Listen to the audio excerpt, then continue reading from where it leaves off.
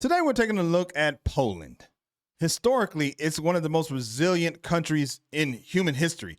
It's been partitioned, it's been invaded, it's been wiped off of the map and returned like 8 times. Now, as an American, I didn't learn these things, so I'm really excited to check this out here today.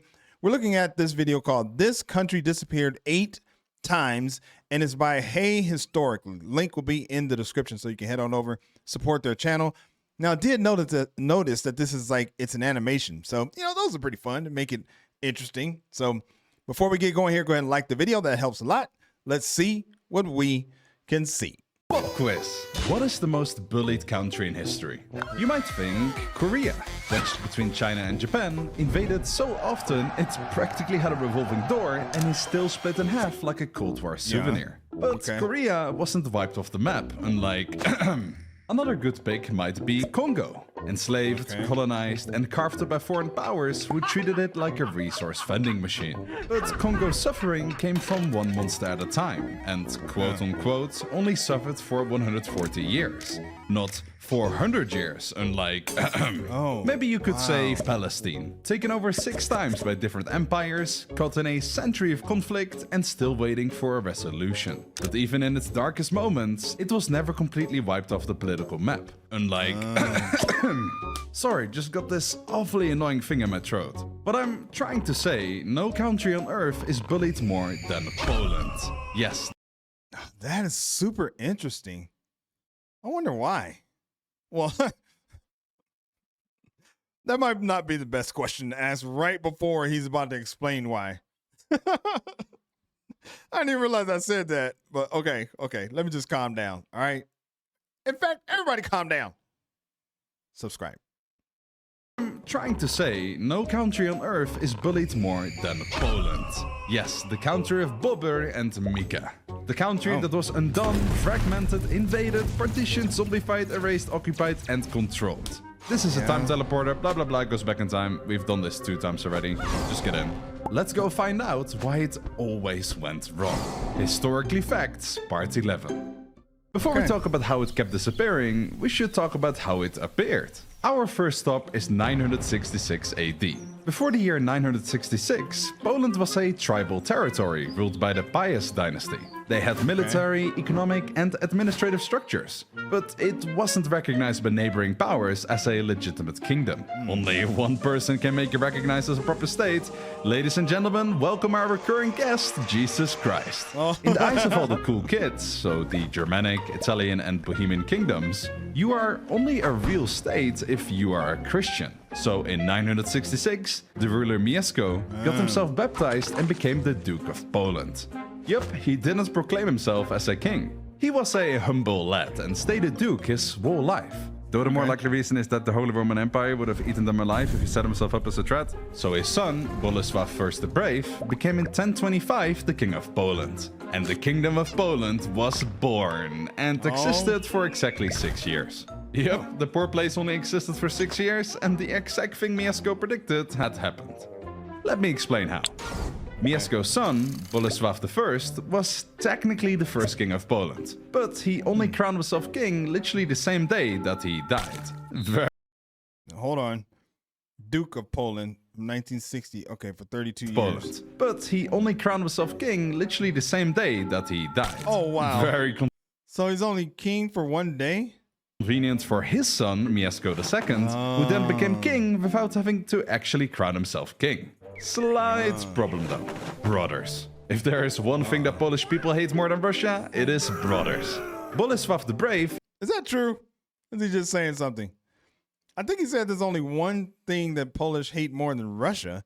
Is that what I heard? If there is one thing that Polish people hate more than Russia, it is brothers. Bolesław the Brave had 3 sons, and he wasn't stupid. He knew that after his passing, his kingdom will be split between all 3. And that would certainly mean a civil war and the Polish state splitting apart. So to fix this, he kicked his 2 oldest sons out of the family to ensure his smartest and son with the most potential would inherit the entire kingdom, minimizing the risk of the entire kingdom falling apart. What the brave man forgot is that brothers have feelings, and they were pissed off. Otto was exiled and escaped to Italy, while Besprim escaped to the Holy Roman Empire. So while Mieszko II is getting cozy on the throne, thinking, ah yes, stability at last, his exiled brothers were basically doing Rocky training montages in foreign courts. Where's the Rocky music? Of course. That's interesting. Damn, can't mix family and money usually, or power. Exiled brothers were basically doing Rocky training montages in foreign courts. Besprim shows up in the Holy Roman Empire, whispering sweet nothings into Emperor Conrad's ear, like, hey buddy, you know who's not paying you tributes like a good little vassal? My brother. Meanwhile, Otto is in Italy, probably trying to learn swordplay and democracy from the Pope. Oh God. The result? Poland gets invaded. From the west, from the east, even a civil war started between the pagans and the Christians. It's like everyone got a group chat invite. Wait, but who's... I think he's saying the two brothers? Yeah. Okay. Okay. Even a civil war started between the pagans and the Christians. It's like everyone got a group chat invite titled, Let's Wreck Poland. And by 1031, Mieszko II is booted from the throne. The country is in chaos, and guess who returns? Besprim. He rides back into Poland with German backing and all the sibling spite in the world. And for a brief moment, he rules. He even forcefully castrated Mieszko II because frick you, I guess. God. It shouldn't come as a surprise that Besprim... He castrated his own brother? Wow. He rules. Oh, he even cool. forcefully castrated Mieszko II because frick you, I guess. It shouldn't come as a surprise that Besprim was a horrendous leader. He castrated his own brother. Well, I mean, I guess by then they were all total enemies, so that brother thing was out the window. He cancels the royal title altogether. As a surprise that Besprim was a horrendous leader. He cancels the royal title altogether and rules as just a duke, most likely to satisfy his German patrons. He gets assassinated within a year. No suspects, but we are guessing the killer's name can probably rhyme with Drother. Yeah. Because Otto steps up, tries to claim the throne, lasts even shorter. Gets murdered, too. Oh my So God. we are 2 brothers down, 0 stable kings, and Poland is doing what it does best. 2 brothers down and 1 castrated brother who's in prison. At least it looked like it. Wow, man. Well, that's not the best start that I could imagine. Now let's see what happens next. Let's see. Bleeding in 5 directions at once.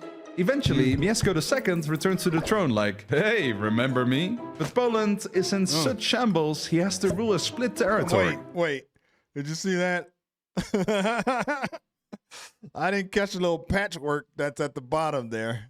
I think that's funny. Hey, remember me? But Yeah, we Poland remember. is in such shambles, he has to rule a split territory. And accept being demoted back to Duke by the same Holy Roman Empire his dad was trying to avoid. The Kingdom of Poland disappeared for the first time. It does get restored a little bit later by Casimir I, also known as the Restorer. So we're back on track, baby. Hell yeah! We're back on track, baby. So, okay. So I just want to go back to this right here. All right. So there was Poland, and this almost doesn't exist. I wonder what it was called at this time, if it just doesn't exist. Somebody else's land, obviously. By the same Holy Roman Empire his dad was trying to avoid. The Kingdom of Poland disappeared for the first time. Oh, yeah. It does get restored a little bit later by Casimir I, also known as the Restorer. So we're back on track, baby. Hell yeah, for a whopping 80 years. Boleslav III, strong ruler, great war tactician, and proud owner of one very bad idea. On his deathbed, Boleslav Wait. What did that say? tactician, and proud owner Buy Crypto Monkey. I don't know why I found that to be so funny, but that's funny. of one very bad idea. On his deathbed, Boleslav looks at his sons and thinks, I could give the crown to one of you, or hear me out, I could give all of you your own pieces of Poland. And that is how Poland entered its second slow motion disappearance. Because instead of a king, Poland got 4 of them. And then 8, and then 12, and then no one really know how many there were. This brilliant system was called the seniority system, a sort of monarchy light. The eldest son got Krakow and the prestigious title of Senior Duke, while the rest get their own duchies to play with. The catch? The younger brothers were still supposed to obey the eldest. They didn't. What followed was 200 years of dukes fighting other dukes, sons stabbing uncles, cousins suing cousins over a pond, and everyone calling themselves a rightful ruler of something. The map of Poland starts looking less like a country and more like a cracked mirror. Meanwhile, external neighbors are watching this like it's reality TV. Bohemia takes Silesia, German settlers pour into the west and build towns that to this day still end in Berg. The Holy Roman Empire keeps accidentally annexing things. And worst of all, the Teutonic Knights get invited in to help Christianize Prussia and promptly forget to leave. Poland is still there, technically, but if you ask someone who's in charge, the answer would be no one. Politically, the country disappeared to a tribal time. But then, finally in the early... Okay, so here's another disappearance. Man, this country is going through a lot. It's a hot mess because that looked like a lot of countries have kind of taken their space, their rightful space, or space they want to be theirs. Politically, the pretty colors. country disappeared to a tribal time. But then, finally in the early 1300s, someone decides enough is enough. Enter Vladislav I. Short guy, long name, huge patience. He spent decades fighting off rivals, holding together what scraps of Poland are left, and slowly reuniting the duchies. He's exiled more times than most people change shoes, but somehow he keeps coming back. Just like Poland. And in 1320, against all odds, he gets crowned King of Poland in Krakow. The first real king in over 200 years. Disappearance number 2, reversed. Now Poland is finally back on its feet.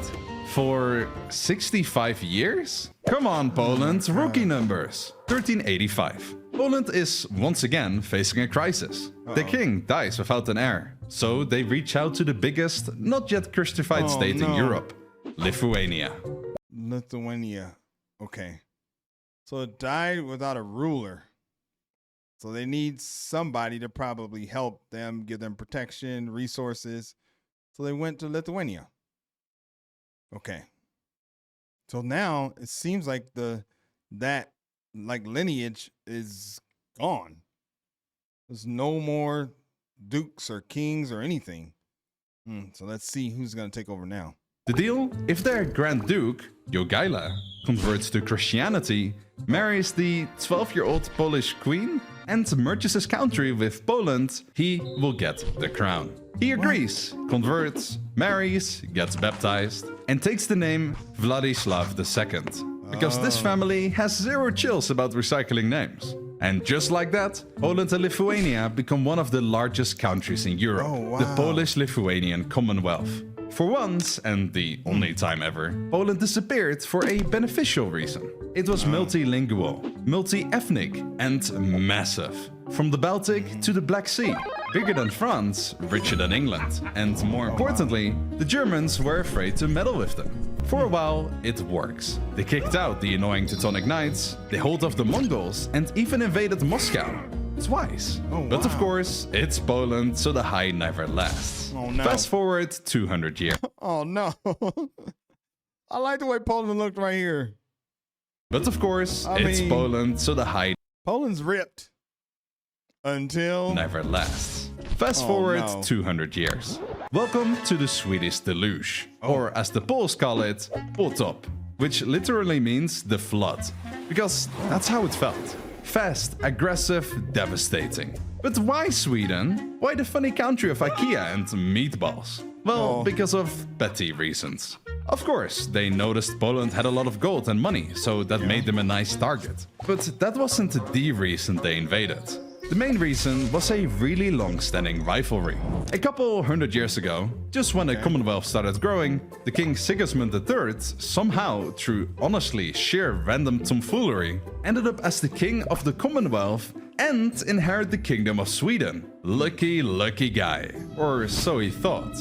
Firstly, he was Catholic, and Sweden was just done turning fully Protestant. That's on its own a recipe for disaster. But secondly, the king rather lived in the Commonwealth than in Sweden. The The nobility in Sweden had enough of him and kicked him out as the king of Sweden and elected a different guy. But Sigismund never got over that. He kept claiming the Swedish throne even after they told him to go baptize a lake. And Sweden, 50 years later, they never forgot that Poland was housing this papist drama king with a royal grudge. So when Sweden looked at Poland in 1655, they didn't see just a neighbor, they saw unfinished business. Oh, wow. It all happened 50 years ago, but they really needed a good reason to plunder this massive country. And plunder, they did. What happened next was not a war.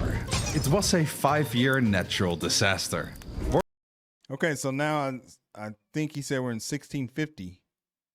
5-year natural disaster. Warsaw burned. Krakow occupied. Monasteries looted. Nobles fleeing. Civilians dead, starved, or sold. God. The population drops by half, and the fourth disappearance turned Poland into a wasteland. Still on the map, but basically nothing left to fill it in with. The Commonwealth limps into the 1700s with a massive hangover. The nobles are fractured. The cities are burned. The army is broke, and the monarchy, oh boy. They invent a new political system so dysfunctional it deserves its own sitcom. The liberum veto. A parliamentary rule where if one noble disagrees with anything, the entire decision is cancelled. In 1764, a puppet king is elected. Wait. If one noble disagrees with anything, okay, so the liberum veto. Let's see. The army is broke and the monarchy, oh boy. They invent a new political system so dysfunctional it deserves its own sitcom. The liberum veto. A parliamentary rule where if one noble disagrees with anything, the entire decision is cancelled. Oh, damn. So they need 100% agreement. Oh, man. That's can't be great. In 1764, a puppet king is elected. Stanisław August Poniatowski. Charming, French educated, progressive, and deeply in love with Catherine the Great, here we go. the Empress of Russia. Yeah, that's right. The King of Poland was once the side piece of the woman who would eventually help destroy him. Isn't that poetry? He tries to modernize Poland, set up schools, build a functioning government. But every time he lifts a finger, Catherine lifts a boot. The nobles, funded by Russia or even the Prussians and Austrians, scream about tradition and freedom. And by freedom, they mean the freedom to sabotage their own country for personal gain. Oh, wow. Look at that. Everyone but me. That's hilarious. Eventually, the neighbors decide Poland's too incompetent to be left alone. In 1772, they meet up and go, so instead of fighting over Poland, why don't we just slice it like a cake? First partition. Boom, 30% of Poland is gone overnight. Poland's like, wait, what? But tries to keep going. Then in 1791, plot twist, Poland writes one of the most progressive constitutions in Europe. It guaranteed civil rights, strengthens the monarchy, reduces noble privilege, and Russia sees this and immediately starts foaming at the mouth. How dare you to get your act together without permission? So in 1793, they hit them with the second partition. More land gone. Poland's borders now look like So they didn't like the fact that they were doing something good. Maybe it was more they didn't like the fact that they were doing something on their own. So here comes They hit them with the second partition. More land gone. Poland's borders now look like someone sneezed mid-map.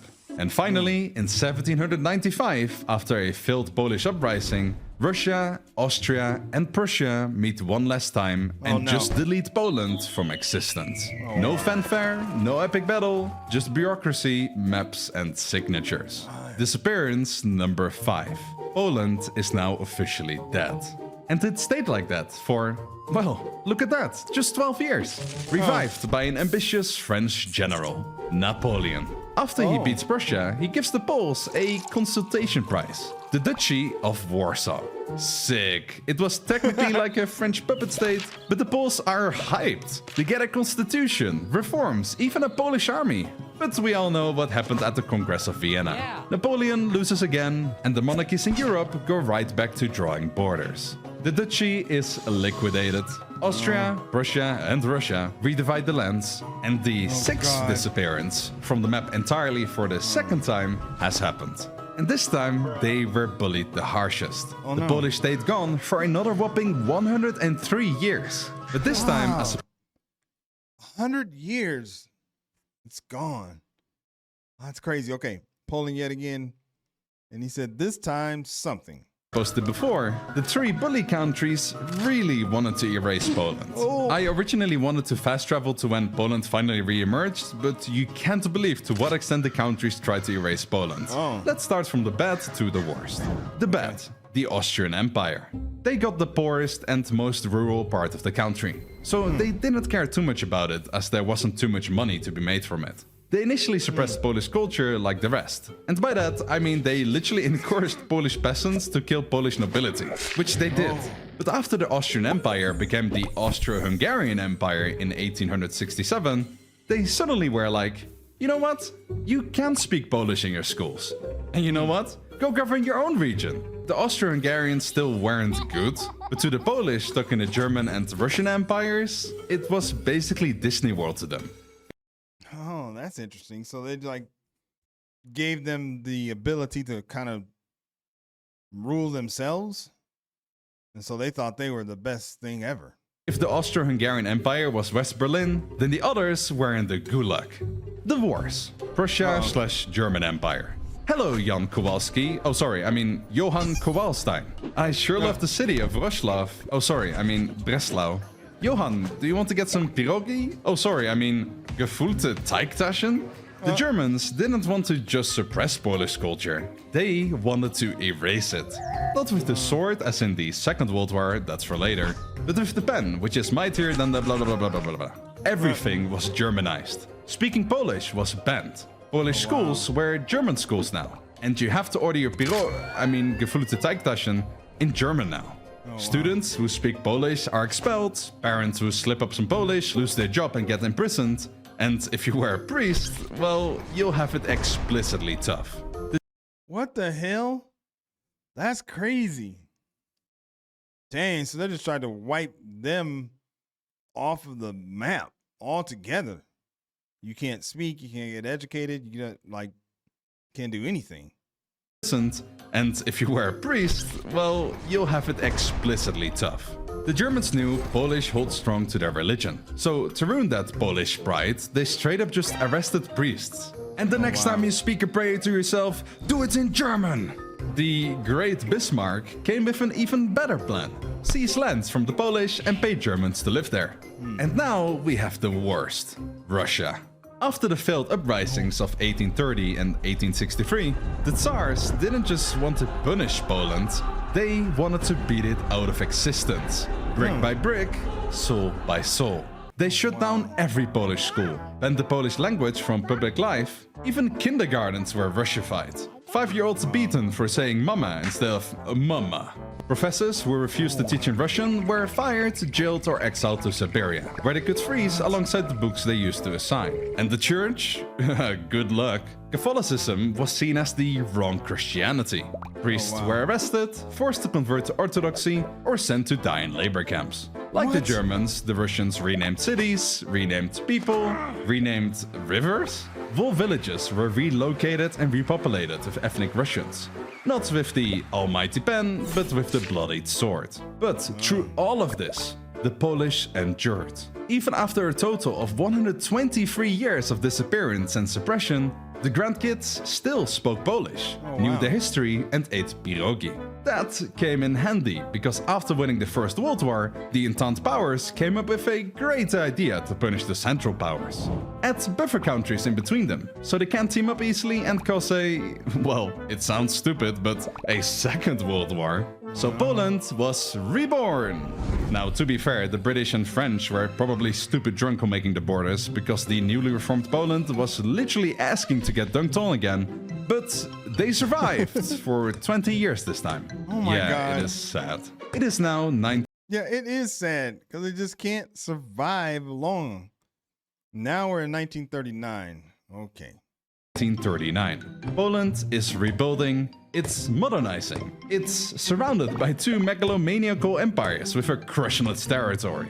On the left, Nazi Germany, on the right, the Soviet Union, and Poland right in the middle. Like a historical chew toy. So Hitler walks into Danzig like, this is mine. Poland says no. French and Britain say, we got your back. But spoiler, they didn't. And after a rowdy September, Poland is gone again. 7th time, by the way. But this time, the brutality reaches biblical levels. Gone was the pen approach, in came the gas instead. And the Soviets came with the, just to be safe, let's put everyone on the train to Siberia approach. Good. Wow. Jeez. By 1 million Polish people. Hope you enjoyed your 20 years of having your country back. By 1945, Nazi Germany is gone. Poland is liberated, but guess who's now in charge? Stalin. The Soviets liberate Poland by doing what they do best. Replacing one tyranny with another. Poland gets a puppet government, Soviet troops, and Soviet censorship. And as the cherry on top, a brand new flag with the same old oppression. This is the 8th time, and final time, for now, that Poland disappears. Ask your parents, not even your grandparents. They could literally tell you how life was under extreme communism. Poland was a satellite state for the Soviets till it collapsed in 1991. And now, in 2025, Poland has been free and strong for 34 years. Oh, okay. From 91 to 2025. Yeah, that's 34 years. Okay. I don't know about you, but I'm starting to get... Hold on. I want to hear that one more time. Tell you how life was under extreme communism. Poland was a satellite state for the Soviets till it collapsed in 1991. And so, okay. now, in 2025, Poland has been free and strong for 34 years. I don't know about you, but I'm starting to get anxious about their existence. The law of repetition says Poland will be gone in a couple of years, so quickly visit it while we still can and make sure to eat some pierogi. A food that will stick around as long as the Polish will. And they will stick around. No matter what happens to the Polish people, even if they literally can't speak their language or they get shot, they survived. Or rather, outlasted. Just think about it for a moment. Poland outlived the Mongols, who burned it, the Teutonic Knights, who Christianized it by force, the Swedish Empire, who drowned it, Russia, who partitioned it, the Austrians, who ignored it, the Russian Empire, who erased it, the Soviet Union, who smothered it, and the Third Reich, who tried to annihilate it. They all fell apart, but Poland, it's still here.